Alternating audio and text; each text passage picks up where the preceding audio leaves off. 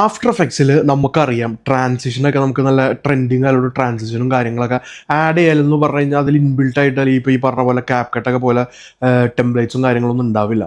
നമുക്കൊന്നല്ലെങ്കിൽ നമ്മളത് നമ്മുടെ രീതിക്ക് നമുക്ക് ഉണ്ടാക്കിയെടുക്കണം, അല്ലെങ്കിൽ പിന്നെ അതിൽ തന്നെ ഉള്ള കുറേ പ്രീസെറ്റുകൾ ഉപയോഗിച്ചിട്ടുള്ള ട്രാൻസിഷനൊക്കെയാണ് നമുക്ക് ചെയ്യാൻ പറ്റുള്ളൂ.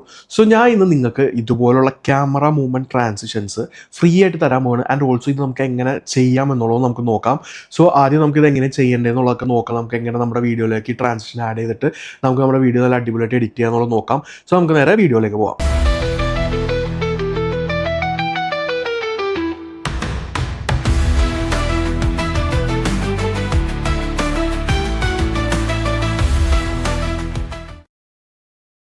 പെർഫെക്റ്റ് ഓപ്പൺ ചെയ്യുക. ഞാനിപ്പോൾ ഇവിടെ ഓൾറെഡി ചെയ്ത് വെച്ചൊരു പ്രൊജക്റ്റ് ഉണ്ട്. സോ ഇതിലേക്ക് ഞാൻ ട്രാൻസിഷൻ എങ്ങനെ ആഡ് ചെയ്യണമെന്നുള്ളത് കാണിച്ചു തരാം.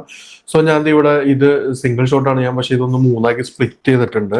സോ നമുക്ക് എങ്ങനെ ട്രാൻസിഷൻ ആഡ് ചെയ്യണമെന്നുള്ളത് ഞാൻ കാണിച്ചു തരാം. സോ അതിനായിട്ട് നമ്മൾ ആദ്യം തന്നെ ഞാൻ തന്ന ആ ഒരു ഡ്രൈവ് ഡൗൺലോഡ് ചെയ്യുമ്പോൾ നമുക്ക് അത് ഫോൾഡറിൽ വരും. സോ ആ ഒരു ഫോൾഡർ ഓപ്പൺ ചെയ്യുമ്പോൾ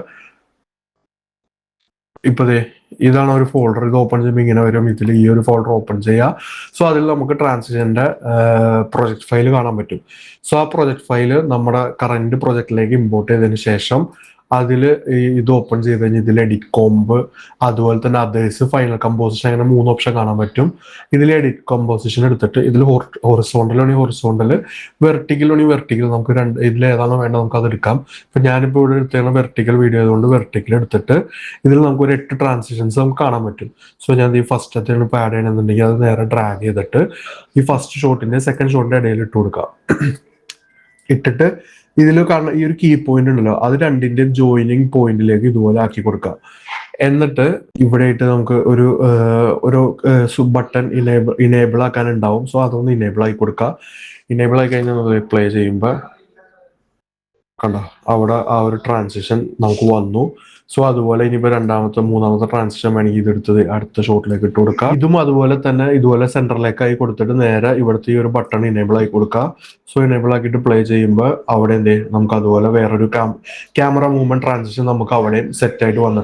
അതുപോലെ നമുക്ക് എത്ര ഷോട്ട്സ് ഇതുപോലെ ചേഞ്ച് വരുന്നുണ്ടോ അവിടെയൊക്കെ നമുക്ക് ട്രാൻസിഷൻ ഇതുപോലെ ആഡ് ചെയ്ത് കൊടുക്കാം. ഇതുപോലെ ആഡ് ചെയ്ത് നമുക്ക് വളരെ സിമ്പിൾ ആയിട്ട് ഇതുപോലത്തെ മൂവ്മെന്റ് ട്രാൻസിഷൻസ് ഒക്കെ നമുക്ക് ആഫ്റ്റർ എഫക്റ്റിൽ ചെയ്തെടുക്കാൻ പറ്റും. സോ ഇത്രേ ഉള്ളൂ. ഇതുപോലെ വളരെ സിമ്പിളായിട്ട് നമുക്ക് നമ്മുടെ വീഡിയോസിലേക്ക് ഇതുപോലത്തെ ട്രാൻസിഷൻസ് ഒക്കെ ആഡ് ചെയ്തിട്ട് നമ്മുടെ വീഡിയോ അടിപൊളിയാക്കാൻ പറ്റും. സോ ഈ ട്രാൻസിഷൻ്റെ ഡ്രൈവ് ലിങ്ക് ഞാൻ ഇതിൻ്റെ ഡിസ്ക്രിപ്ഷനിലും അതുപോലെ തന്നെ കമൻറ്റ് ബോക്സിലും പിൻ ചെയ്ത് വെച്ചേക്കാം. സോ നിങ്ങൾക്ക് അതിൽ നിന്ന് ഡയറക്റ്റ് ഇത് ഡൗൺലോഡ് ചെയ്ത് ഞാൻ ഈ പറഞ്ഞ പോലെ തന്നെ യൂസ് ചെയ്യാവുന്നതാണ്. സോ ഇതുപോലെയുള്ള വീഡിയോകൾക്കായിട്ട് എൻ്റെ ഈ ചാനൽ സബ്സ്ക്രൈബ് ചെയ്ത് വെക്കുക. അതുപോലെ തന്നെ നിങ്ങളുടെ എഡിറ്റിംഗ് ഫ്രണ്ട്സിനൊക്കെ ഒന്ന് ഷെയർ ചെയ്ത് കൊടുക്കുക. അപ്പോൾ ഓക്കെ, ബൈ.